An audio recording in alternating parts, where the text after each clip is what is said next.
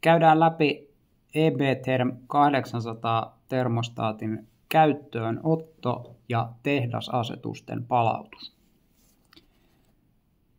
Keskinapilla mennään päävalikkoon. Valitaan nuolinapilla järjestelmä.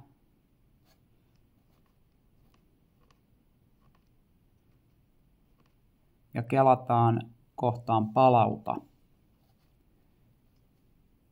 Täältä valitaan eli tehdasasetukset. Sieltä vielä varmistetaan kyllä, jonka jälkeen termostaatti käynnistyy uudelleen. Termostaatin käyttöönotossa ensimmäisenä valitaan kieli.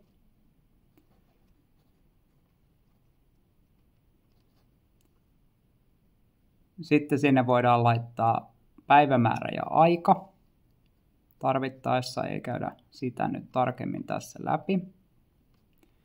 Keskinapilla kuitenkin vahvistetaan aina jokainen valinta. Ja sen jälkeen valitaan käyttötapa. Käyttötapoja on 4. On normaali lämmitys, eli puhutaan lattialämmityksestä, sisätilojen lämmityksestä. Jäähdytys, eli viilennys.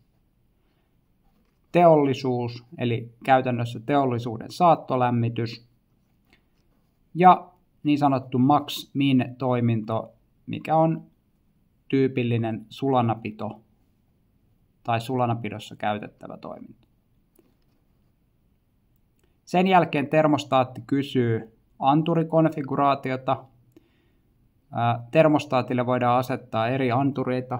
Voidaan laittaa 1 lämpötila-anturi, 2 lämpötila-anturia, kosteusanturi sekä lämpötila-anturi. Ja täältä valitaan kytkennän mukainen oikea anturivalinta. Nyt meillä on kytkettynä lämpötila, mutta ei tuota kakkosanturia. Ja sen jälkeen mennään poistu-valikon kautta itse termostaatille. Termostaatti näyttää normaali näytössä tässä käyttötilassa ympäristön lämpötilaa ja niin sanottuja max- ja min-arvoja, eli ylä- ja alalämpötilaa sulanapidossa.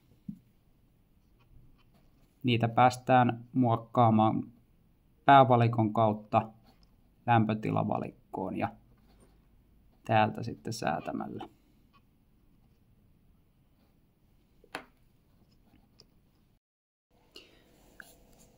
EB-Term 800 termostaatin lämmitystoiminnon ollessa päällä. Meillä on nyt kytkettynä sinne 1 anturi, joka mittaa lämpötilaa huoneesta. Valikkoon pääsee jälleen keskinapilla, josta voi sitten lämpötilavalikon alta laittaa asetuslämpötila eli pyyntilämpötilan.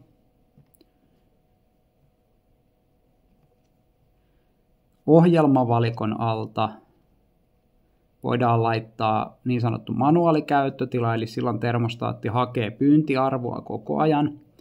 Tai sitten esiasetetut koti- tai toimisto-ohjelmat, jolloin vähän eri tavalla termostaatti tiputtaa automaattisesti lämpötiloja.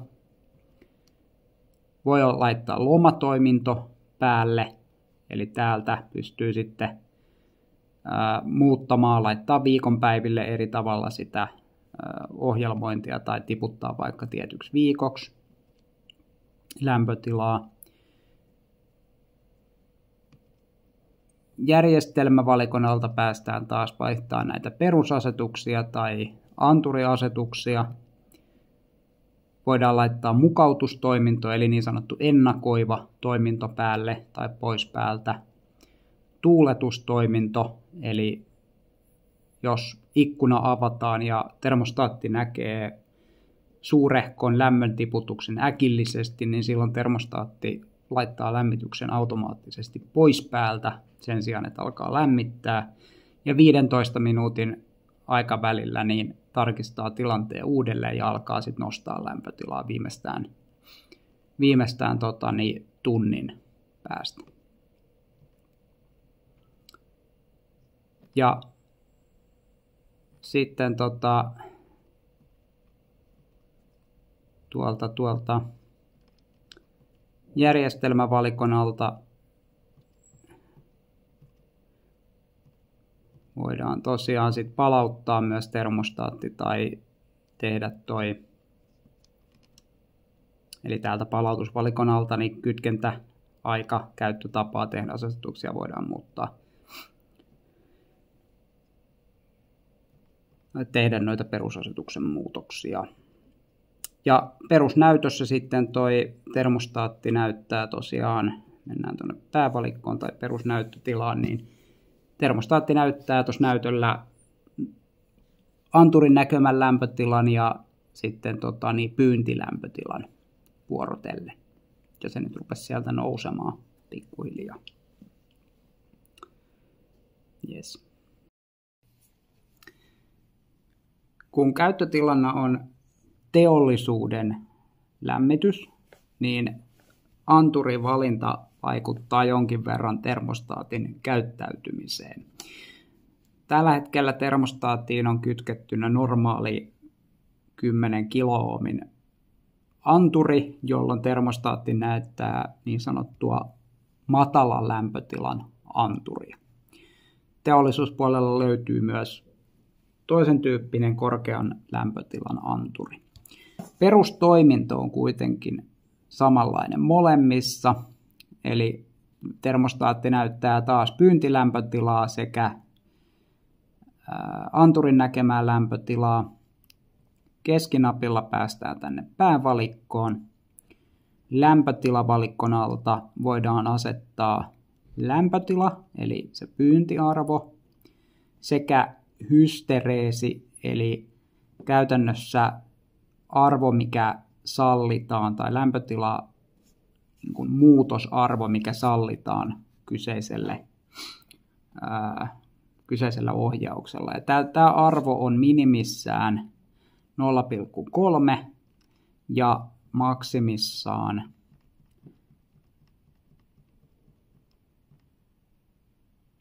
10,3 astetta. Eli käytännössä jos asetusarvo on 40 ja hystereesi 10,3 astetta, niin lämpötila saattaa vaihdella jopa 10 astetta suuntaan jos toiseen sen 40 asteen ympärillä. Termostaatille voidaan myös laittaa hälytys, eli kärkitietohälytys, ali- tai ylilämmöstä, joka voidaan viedä sitten kolmannen osapuolen laitteeseen. Ja täältä valikosta asetetaan kyseiset lämpötilarajat. Tämä on nyt vaikka alilämpö. Eli 30 asteen, jos lämpötila menee alle 30 astetta tässä tapauksessa, niin silloin tulee niin sanottu alilämpöhälytys.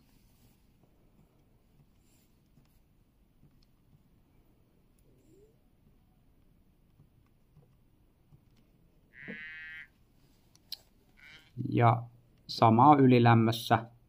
Siellä on 60 astetta ylilämpöhälytys tällä hetkellä.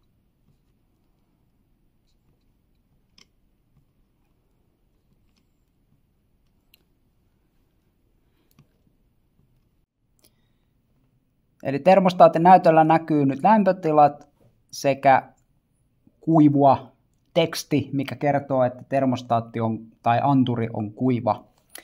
Ja nyt laitamme, eli herkistetään ensin toi anturi, kytketään se plus 24 volttiin muutamaksi sekunniksi. No, se oli niin herkkänä jo, että sinne tuli tuo kostea teksti, mutta jos sitä ei tule, niin sitten laitetaan vielä termostaatin pintaan hetkeksi aikaa kostea rätti tai joku vastaava. Ei kuitenkaan kaadeta vettä päälle, jolloin anturi alkaa näkemään hetken päästä kosteutta. Tällä voidaan siis testata, että anturi on sekä kytketty oikein, että havaitsee kosteuden.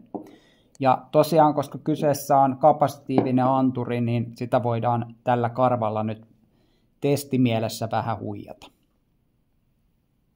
Näin siis pystyt myöskin asiakassaitilla testaamaan sen anturin toiminnan. Tässä meillä on EP-Term 800 kytkettynä maa-anturiin, eli kosteusanturiin.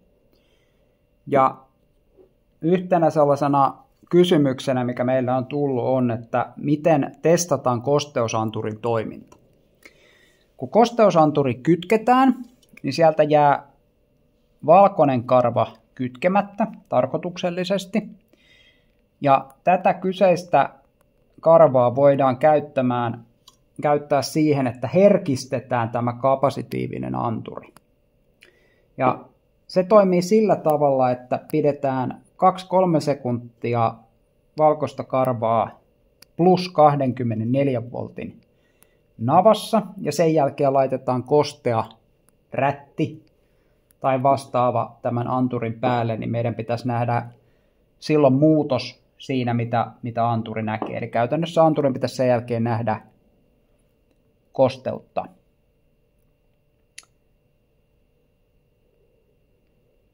Termostaatti näyttää näytöllä lämpötilan sekä kosteusanturin näkemän kosteuden sillä tavalla, että onko se kostea vai onko se kuiva.